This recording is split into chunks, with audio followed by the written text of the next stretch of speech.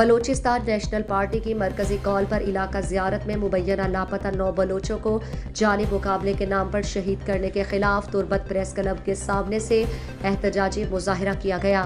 مظاہرین سے BNP catch کے سینئر نائب صدر Sher Nazir Ahmed Zamrani, general secretary Naseer Ahmed Gichki, BSO کے مرکزی کمیٹی کے رکن کریم شمپے اور دیگر نے خطاب کرتے ہوئے کہا کہ بلوچستان میں بلوچ نسل کش پالیسی رواں رکھی گئی۔ ایک طرف بھائی چارگی، امن اور ترقی کی بات کی جاتی ہے، نوجوانوں کو تعلیم پر توجہ مرکوز کرنے کا درس دیا جاتا ہے، تو دوسری طرف طالب علموں کو تعلیمی اداروں، ہاسٹلز اور گھروں سے اٹھا کر تشدد کیا جاتا ہے اور بلوچوں کو لاپتہ کرنے کے بعد ٹارگٹ کلنگ کا شکار بنا کر شہید کیا جاتا ہے۔ اگر مہینے میں 2 افراد کو رہا کر کے پھر 6 افراد کو حراست میں لیا جاتا ہے۔ مقررین نے کہا کہ بلوچ لاپتہ افراد کے گھر والے انتہائی کرب میں مبتلا ہیں کہ ان کے بچے، بھائی یا شوہر زندہ ہیں یا تشدد سے شہید ہو چکے۔ اگر شہید کر دیے گئے ہیں تو ان کی قبر کہاں ہے؟ بوڑھے والدین صبح تا شام اپنے بیٹوں کے انتظار میں ہیں۔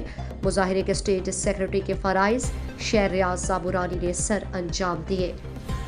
مزید دلچسپ معلومات اور خبروں سے آگاہ ہونے کے لیے Gedrosia point Facebook page, Instagram, Twitter کو فالو اور یوٹیوب چینل کو سبسکرائب کریں۔